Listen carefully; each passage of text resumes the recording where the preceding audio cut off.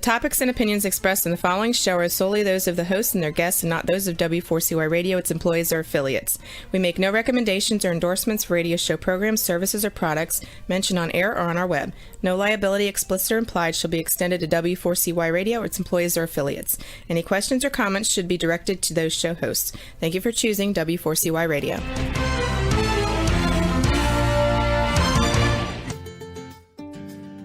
Are you ready for Insights to Incite? Ready or not, it's showtime. Now get ready to listen in and watch right here on W4CY Radio and Talk4 TV. Join us and together we will escape the mundane. Insights to Incite, here is your host, Brandon Lawson.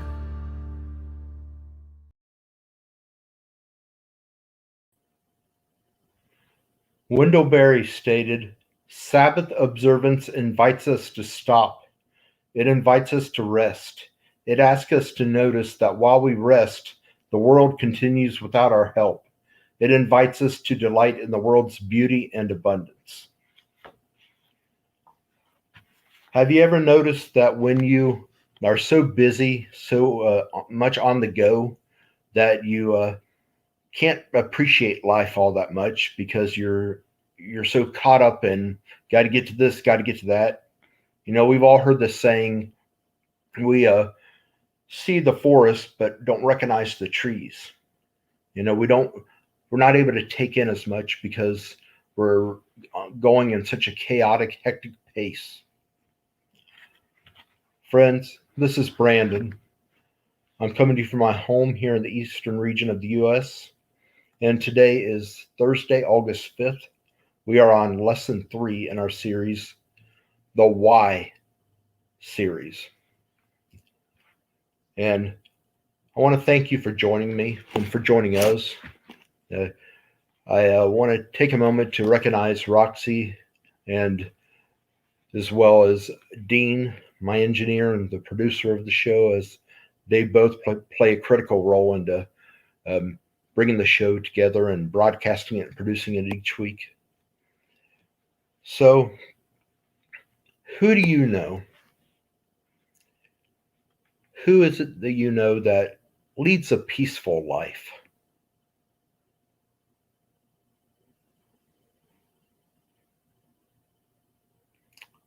Anyone? Anybody? So, who are they? Are these people retired? Maybe, maybe not.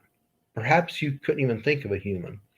No person actually comes to mind, or at least you can't instantly recall of anyone that you know who is truly at peace. Perhaps you thought of an animal, such as your pet. You see them and they look so peaceful.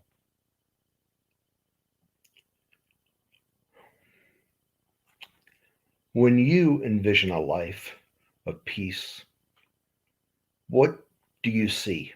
What caption do you get? What pictures come to mind? Are you living on Malibu Beach? You know, got the beautiful weather, go out in the sand in the sun day after day. Perhaps you're financially independent. There's not much of anything to worry about. All's well. You're in good health. One thing is for certain. A peaceful life is not consumed with chaos. And neither is it ruled by circumstances. Do circumstances have an effect upon our lives? Sure, they can, and many times they do. But a person who is truly at peace is not ruled by the externals. They have this inner peace that's is breeded in serenity, contentment, and joy. So, why is it? Why is it that so few of us, such a minute percent of society, actually enjoys or experiences such a life? You know, what do you see? What is the reason? I believe the short answer would be we tend to be busy, busy, busy. Yes, busyness. Not business, but busyness takes over. Somehow we've allowed it to come to that through little choices we made leading up to the current time. Today's lesson is titled, You Are Always Busy. But why? You are always so busy. But why? Well, what do you think? What keeps us from living in and living out a life of peace?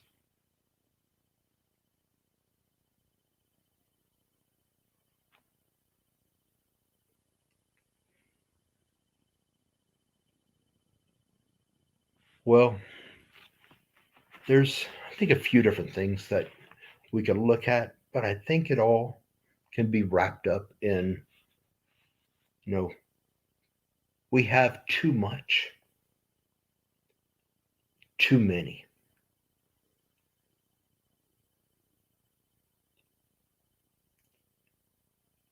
Too much, too many of what, you ask? Well, let's say this could describe many people's lives. Say this is you. You're trying to finish all the arrangements.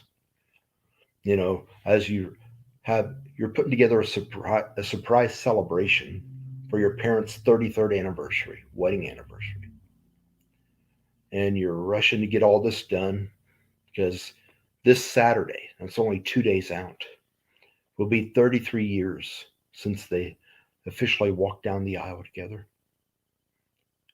And here you're trying to get all this wrapped up, this set, so everything goes smoothly. And at the same time, your boss at work, the architect, wants that final draft on his desk tomorrow morning, as he needs that as he has a meeting to present it to the builders to try to secure this contract and get this client. And on top of that, Sally is going to need picked up from soccer practice in about half an hour from now. Not to mention John, who hasn't been able to get a ride to or from practice for the last week or since last week and still to this week, as his friend who he usually rides with has not been at practice being he's injured. So you got to worry about getting that. And this is in addition to being prepared as you're helping to set things up for that dinner at church after service Sunday, as the deacons and their wives are meeting with the elders and their wives for lunch after service, as they're going to have lunch together and go over the quarterly review. And you got all this going on. And can you see this? Does this sound at all familiar? Friends, you have too much to do, too much to take care of, too many people to tend to, and not enough time. Yep. That's at the heart of the issues we face. We don't want to be lazy, because that's often a thing that's really pushed in this in our culture today, of being responsible. And while we should not be lazy. Many times we agree to doing too much Not that we can't handle it. We still manage to go day to day and do the things for the most part. But, we run ourselves down. We get overworked, not enough rest. Not, we're constantly behind the eight ball when it comes to, got to hurry up and get this done, and got to be here, got to be there. Yes. Unfortunately, that picture I described is the life of many people. In fact, I would venture to say that in the U.S., that this may not be the exact same picture, but this picture of busyness describes more people than not in our country today. And you got all this, and this is not even to mention your best friend who's single and gets depressed rather frequently, being alone and stuff. And she's been wanting your time. She's been requesting you, and she'd love to have some uninterrupted time with you. Time that's inundated by other distractions, other stuff, other people. In the last 5 times she's requested to get together, you've said, I can't. I can't. I'm sorry. I can't. I can't. I'm sorry. I'm sorry. I'm sorry.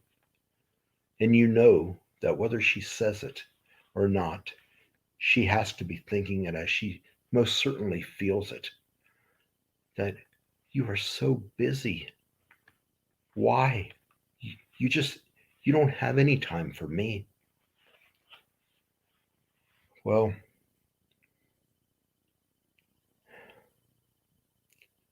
that is a reality for many folks. And it's sad because, as we've already talked about in previous messages, giving people your time means a lot, not only to the recipient, but many times we find that it meant a lot to us once we did it. Once we carved out the time and made time for others. But at the same time, we can overextend ourselves, which is really what I'm getting at here.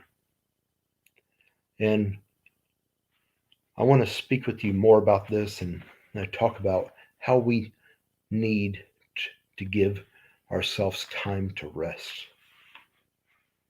That we need to properly schedule our lives, and you could even say schedule within there times of alone time or times to rest, so you don't fill it with something else. But we want to talk about this and get into this further when we come back. But first, we're going to step away to our first commercial break.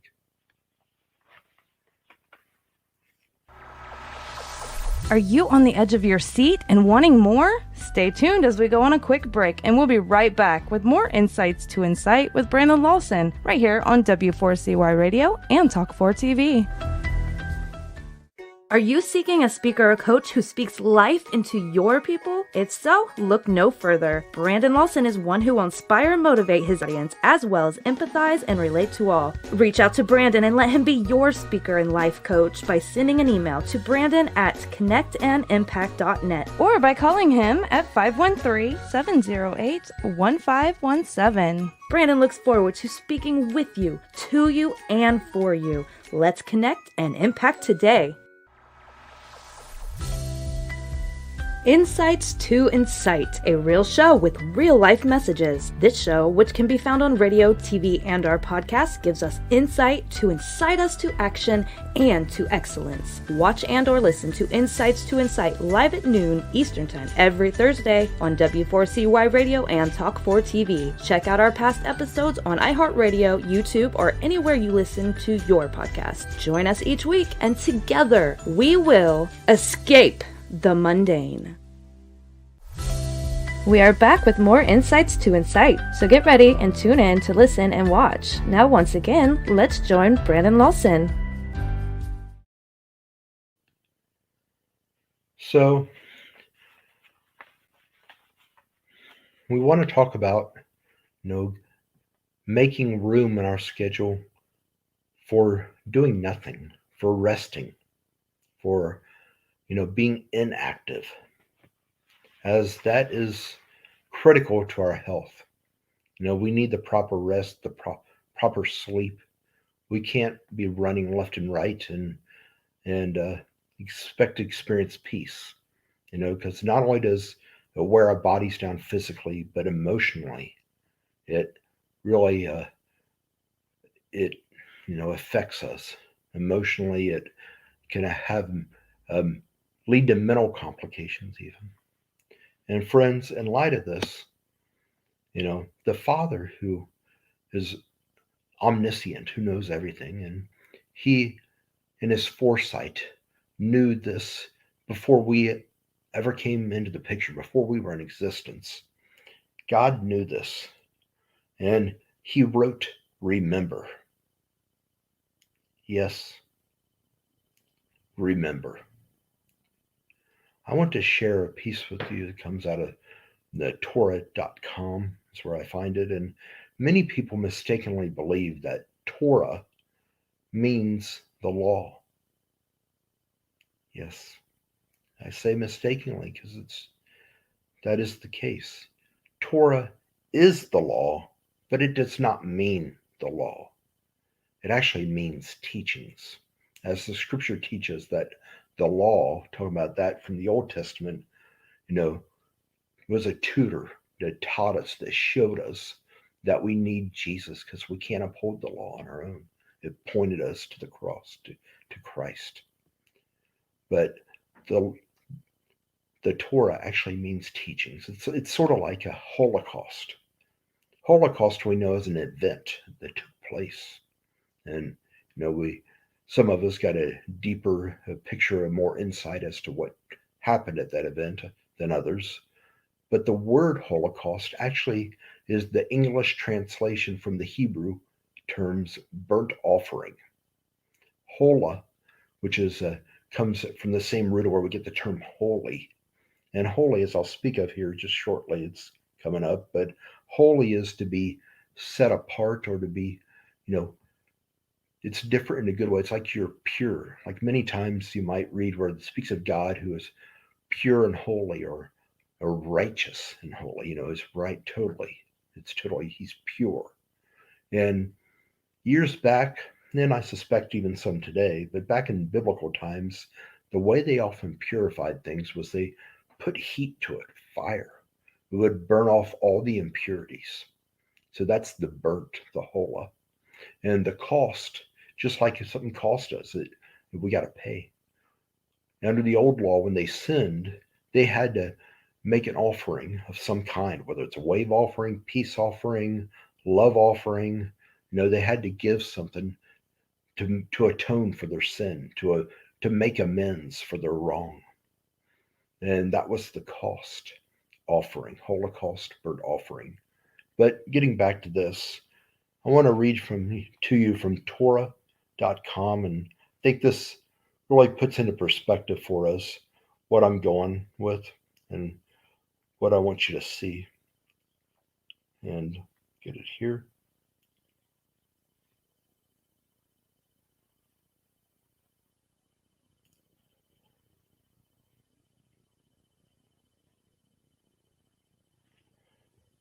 It says,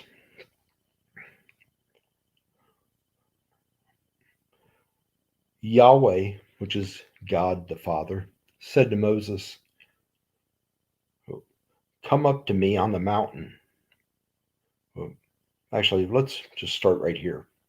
The people of Israel stand at the foot of Mount Sinai when God descends upon it. This is in Exodus 19. God then speaks to the people and reveals the Decalogue. Afraid, the people ask that God speak with Moses and that he in turn convey God's words to them. And Moses agrees. God then reveals many more laws to Moses, as is recorded in Exodus 20:19 through 23:19, followed by God's description of Israel's upcoming settlement of the land and what will be expected of them, Exodus 23:20 through 33. Moses then returns to the Israelites, recites these laws in their presence, and they accept them. Moses went and repeated to the people all the commands of Yahweh and all the rules, and all the people answered with one voice, saying, all the things that Yahweh has commanded we will do. He then writes down all these laws on a scroll of the covenant, accompanied by a sacrificial ritual involving the sprinkling of blood upon the audience, reads them to the Israelites, and they accept them. Exodus 24, 3 through 8. Moses then wrote down all the commands of Yahweh. That's Exodus 24, 4, followed by in verse 7. Then he took the scroll of the covenant and read it aloud to the people, and they said, all that Yahweh has spoken we will faithfully do. One might have expected this to mark the conclusion of events at the mountain. Nonetheless, God at this point speaks to Moses once again.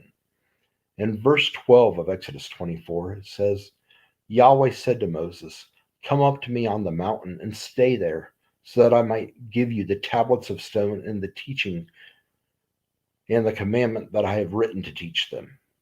Moses was to climb the mountain once again in order to receive the tablets of stone written by God. And then we find again, and right there we have the Ten Commandments. We find again in Exodus 31:18, it actually tells us. We look here, we'll find that it says,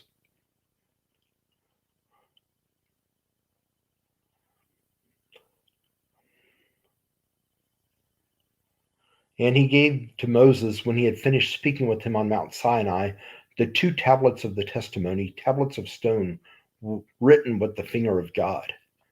So we see God wrote these himself. And right here in these 10 commandments, once again, if we recognize the 4th one, if you see that, it says, remember. Remember the Sabbath day to keep it holy. Friends, this is the only one of the 10 commandments we can see here that God begins it by saying, remember. He knew our tendencies. He knows how we are. And so he knew well in advance that we would need to make it a point to rest. Remember the Sabbath day to keep it holy. And within that is the idea of resting. As we know, God created the heavens and the earth and all that's within it in 6 days, and he rested on the 7th. And it is critical to our very lives that we learn this.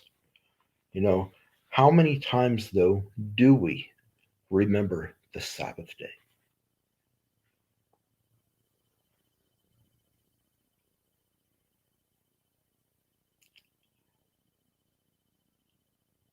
And do we keep it holy? The word holy, as I briefly stated earlier, it means to be set apart. It's actually to be consecrated. And it's to be esteemed as not just being different, but also being better, something that's almost like to be treasured. And, it's to be different in this case than any other day. This was a day that they were to deem as one of utmost importance. Yes. Well, should it really be that important? Yes, it should. And I'll go so far as saying, I think it has to be, even to us, if we want the better life. And for us to see what I mean, I want to read to you these scriptures that are taken from the first one here is taken out of Isaiah chapter 56, verses 6 through 7. It says, and foreigners who bind themselves to the Lord to minister to him, to love the name of the Lord and to be his servants, all who keep the Sabbath without desecrating it and hold fast to my covenant, these I will bring to my holy mountain and give them joy in my house of prayer. Their burnt offerings and sacrifices will be accepted on my altar, for my house will be called a house of prayer for all nations. But you notice that right there at the tail end of verse 6, and all who keep the Sabbath without desecrating it. Desecrating falls in line with the term defiling or polluting. One translation even words it as without trampling the Sabbath. That's trotting on foot. Like if you trample over someone, you're in effect saying you don't mean anything. Now, if you don't treat the Sabbath as, who cares what it says or what it's meant to be? I'll do what I want. And, for a picture of this, if we go over just 2 chapters later, we can find in in Isaiah 58, starting in verse 13, it says, "If you keep your feet from breaking the Sabbath and from doing as you please on my holy day, if you call the Sabbath a delight and the Lord's holy day honorable, and if you honor it by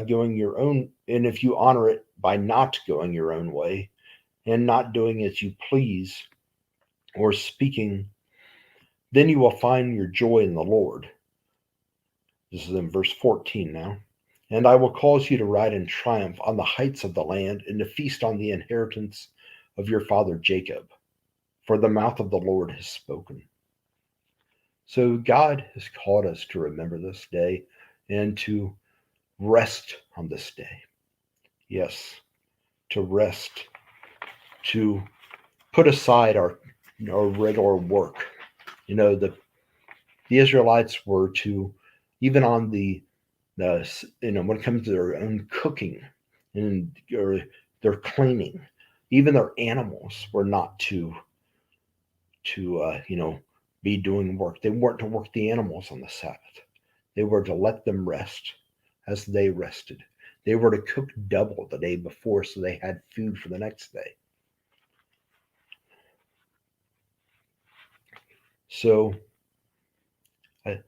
we're all too busy. I believe that most of us, if we're to be honest, would agree that we just have too much on our plates, too much going on.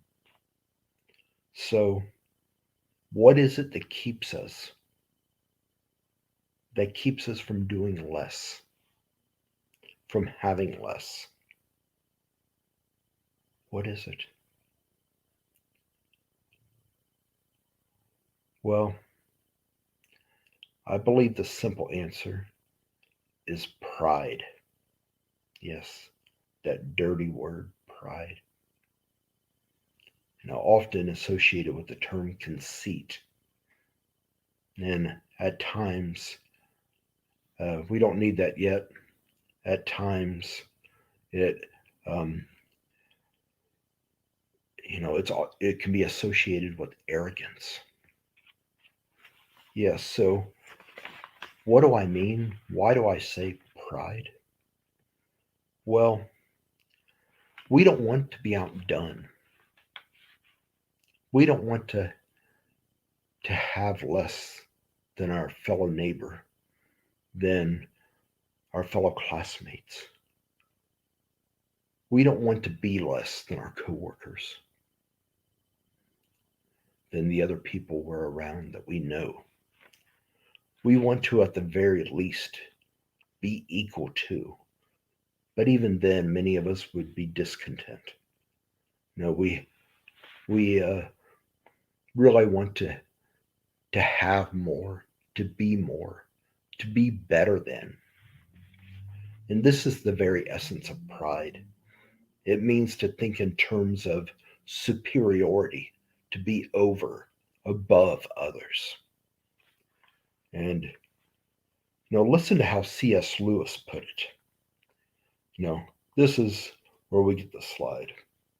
C.S. Lewis wrote, "Pride leads to every other vice. It is the complete anti-God state of mind, and pride is essentially competitive by its very nature. Pride gets no pleasure out of having something, only out of having more of it than the next man. We say that people are proud of being rich or clever or good looking, but they are not. They are proud of being richer or cleverer or better looking than others. If everyone else became equally rich or clever or good looking, there would be nothing to be proud about. It is the comparison that makes you proud, the pleasure of being above the rest. Once the element of competition is gone, pride has gone. Yes. So as you can see, that's at the heart of pride. And that's why so often, you know, to keep up with the Joneses, for lack of a better term, we want to make sure we get to do this or we have this, and it's the pride that within us that rears its ugly head and that causes us to do that. And many times we do too much and we wish we wouldn't have. And not only did we do too much to wear ourselves down mentally or physically, emotionally, but we also ended up, you know, wiping away some of the funds in our account, emptying our wallet, our purse in the process. Then later we wish we wouldn't even have done it altogether. Yes, pride has a way of doing that. And as C.S. Lewis or Clive Staples Lewis stated, pride leads to every other vice. That is very similar to what James wrote. Now, whenever we hear chapter 3, verse 16, many times we want to go to John. That's usually what's associated when we hear that chapter and verse. But I want to look at James 3:16, because he speaks to this very subject, or says something quite similar. I'm reading in James, and actually I'm going to start in verse 14. It says, "But if you have bitter envy and selfish ambition in your heart," that bitter envy and selfish ambition is a picture of pride. "But if you have bitter envy and selfish ambition in your heart, don't brag and deny the truth. Such wisdom does not come from above, but is earthly, unspiritual, demonic. For where envy and selfish ambition exist, there is disorder and every kind of evil." Just like C.S. Lewis said, pride leads to every other vice. So then, the question is, what must we do? What must we do to break away, to break loose of, to break away from this mindset, this attitude and mentality of pride, of conceit? What is it that we need to do? Well, I'd suggest, or I would like to propose, that we consider the 3 P's. First, pray about it. Yes, prayer. Don't try to conquer this enemy of pride without prayer. If you try to go it on and do it alone, or do it without His help, without the help of God, I will tell you now, you will fail. Yes. I love how Benjamin Franklin put it, his dissertation on pride, what he said. So I think this hints right at it. In reality, there is perhaps no one of our natural passions so hard to subdue as pride. Disguise it, struggle with it, beat it down, stifle it, mortify it as much as one pleases. It is still alive and will every now and then peep out and show itself. You will see it, perhaps often in this history. For even if I could conceive that I had completely overcome it, I should probably be proud of my humility. Yes, pride lives in us. That's part of the flesh. And we will never defeat it completely, and we will struggle mightily without His help. So, first, we should pray. Then, second, is plan. This planning has to do with thinking. No, plan ahead, and think it through. Say you're getting ready to go on vacation. You're planning for this vacation that you're going to do later this fall, and so you're uh, looking at all the details, and well, you're going to fly there, so that's one cost. When you get there, you want a rental car. You don't want to be on foot the whole time, so there's that. and you'll have to pay for lodging. And so you tally all these costs up and you got the accurate amount for those, but you failed to consider that you'll have to eat while you're there. And you don't want to go somewhere you hardly ever go or perhaps have never been and walk away without getting some souvenirs of some kind. So most certainly you're going to be shopping. And who's to say that something that you never expected might, present itself and you want to do that? There's another cost. And since you didn't think that through, no, you are now in a bind and you don't have enough funds to do the stuff and it stresses you out because you would love to do that. You, your family, you would love to be able to take in that event, to do that activity. Yet you didn't plan ahead, you didn't think it through. The third P is to prepare. Do what you can ahead of time. As we just were speaking of, but you were thinking of the various costs, yet you failed to think it through. But as you think of the cost, prepare ahead of time, save up the funds, pay what you can in advance. That way you're not trying to come up with everything right there. Plan ahead so that things will be smoothly. Everything will be in place as much as you possibly can. But plan ahead and arrange things. Get that done. And so if you do that, that will help you immensely. And I'm going to expound just briefly on these uh, last, these three things when we come back. But first, we're going to step away to our second commercial break, and we'll be back briefly. Wow, that was insightful. Stay tuned as we go on a quick break, and we'll be right back with more Insights to Incite right here on W4CY Radio and Talk 4 TV. Are you seeking a speaker or coach who speaks life into your people? If so, look no further. Brandon Lawson is one who will inspire and motivate his audience, as well as empathize and relate to all. Reach out to Brandon and let him be your speaker and life coach by sending an email to brandon@connectandimpact.net or by calling him at 513-708-1517. Brandon looks forward to speaking with you, to you, and for you. Let's connect and impact today. Insights to Incite, a real show with real-life messages. This show, which can be found on radio, TV, and our podcast, gives us insight to incite us to action and to excellence. Watch and or listen to Insights to Incite live at noon Eastern Time every Thursday on W4CY Radio and Talk 4 TV. Check out our past episodes on iHeartRadio, YouTube, or anywhere you listen to your podcast. Join us each week, and together we will escape the mundane. We are back with more Insights to Incite, so get ready and tune in to listen and watch. Now once again, let's join Brandon Lawson. So we just covered the three P's as we were talking about what is it that we can do? What do we have in our own power, our own abilities to actually do that can help us to break away from the mentality of pride? Just help us to not fall into that state of mind, that attitude of conceit.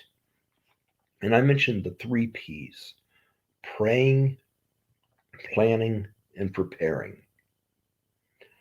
And so, how exactly can these help us break away from pride, to not be so caught up in self and not be looking around at others or down on others? Well, if we do all three of these, all three in advance, and it's key that it's all three, and it's key that it's in advance. But if we do all three in advance, what will happen is we will alleviate a lot of stress. Yes, lots of stress will be alleviated. We won't have to experience, we won't have to go through.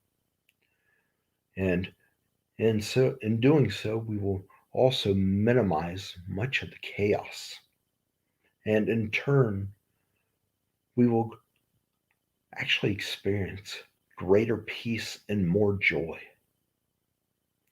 And as you are feeling better about yourself, about life, it helps us to have a better outlook and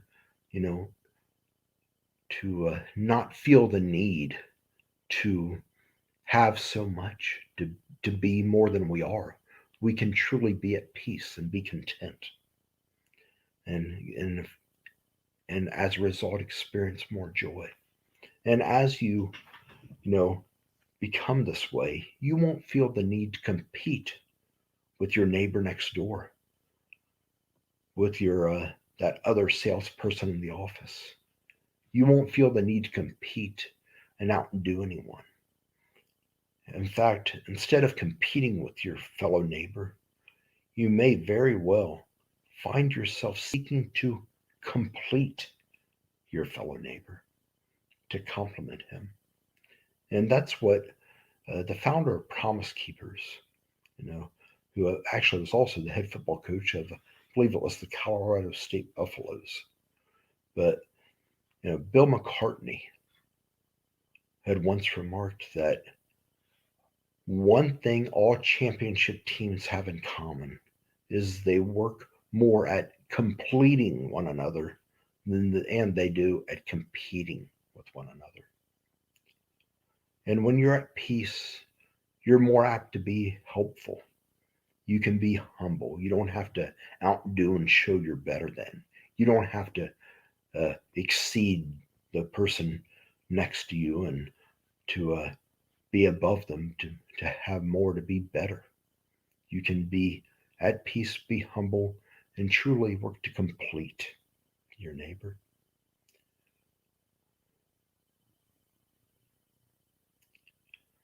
But if we don't learn to manage our own lives right, if we don't learn to give ourselves the proper rest, learn to say no when others need you, perhaps you can talk with others and have people in place that you can delegate them to, refer them to, that the other person can do that task instead of yourself. Don't overload yourself, and you'll be better off for it. And in fact, even those you associate with, who interact with you, will be better off. You'll be more at peace, more joy.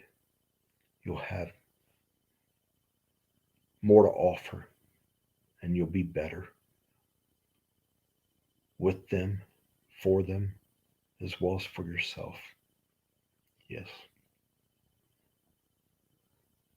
Friends, I know we won't always see eye to eye. I mean, that's pretty much a given. And while we won't always see eye to eye, still, I invite you to join me here on Eye to Eye, on Insights to Incite. We're here every Thursday at 12 noon Eastern, and we'll be back next week for Lesson 4 in the Why series. This is Brandon. I thank you for joining us, and we'll see you next week. Wow, what an insightful show. Thanks for listening in and watching today. If you missed any part of today's show or any other episode, check it out on iHeartRadio, YouTube, or anywhere you listen to your podcast. Now take today's insight and utilize it. Incite yourself to action and to excellence in the week ahead, and join us again next Thursday and every Thursday at 12 noon Eastern Time for another insightful session with Brandon Lawson as he speaks to us and shares some more insights to incite right here on W4CY Radio and Talk 4 TV.